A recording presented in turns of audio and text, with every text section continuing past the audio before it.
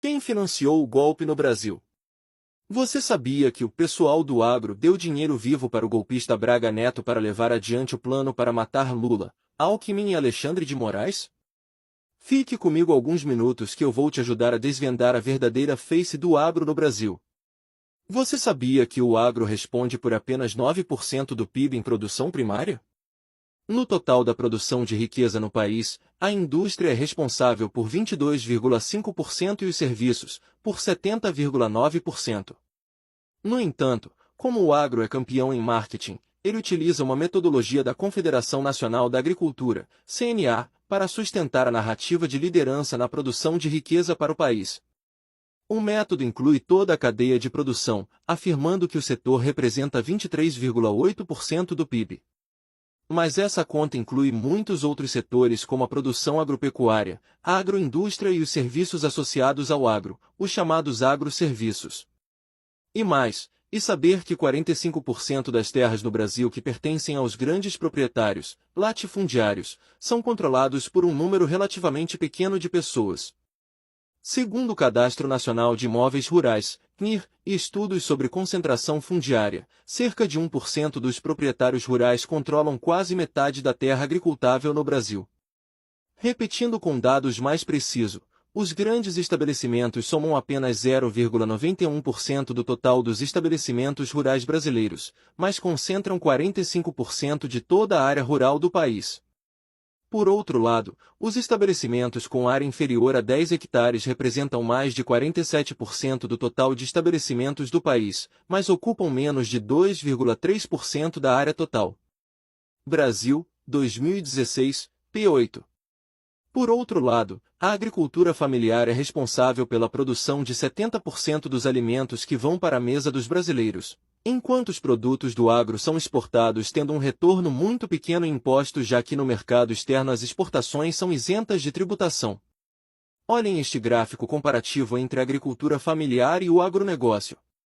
A agricultura familiar tem apenas 14% em crédito, ocupa apenas 24% das terras, tem uma produção global de 40%, produz cerca de 70% da comida, utiliza 74% da mão de obra. Já o agronegócio tem 86% de crédito, ocupa 76% das terras, tem uma produção global de 60%, 30% apenas de produção de comida e ocupa apenas 26% da mão de obra. Nos últimos anos, o agronegócio no Brasil tem investido significativamente em publicidade, especialmente na Rede Globo, com foco em campanhas que promovem uma imagem moderna e tecnológica do setor. Uma das principais iniciativas é a campanha Agro é Tech, Agro é Pop, Agro é Tudo, lançada pela Globo em parceria com entidades do setor.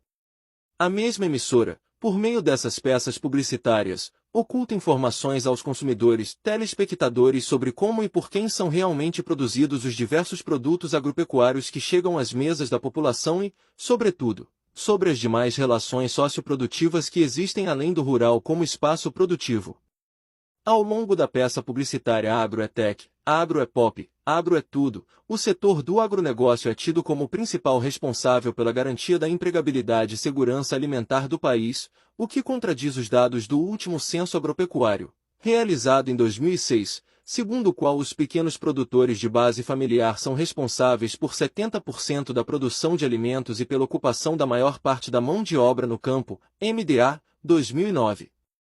Só a Brasil Foods, BRF, na nona posição em 2016, que representa uma das maiores companhias de alimentos no mundo e possui posição de liderança na produção de proteína animal no Brasil e no mundo. O setor é tratado na campanha publicitária Agro é Tech, Agro é Pop, Agro é Tudo e investiu cerca de 791.123 em publicidade.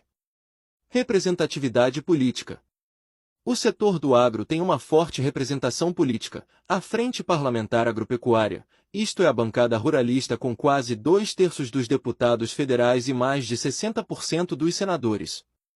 Mas como entender se são um pingo de gente com tanta representatividade? Quem vota nesta gente? Será que eles têm tanto dinheiro para comprar voto dos pobres? Enquanto isso, a conta que representa 5 milhões de trabalhadores rurais conseguiu eleger apenas 5 deputados federais e um senador. Por fim, é este pessoal que está por detrás do golpe.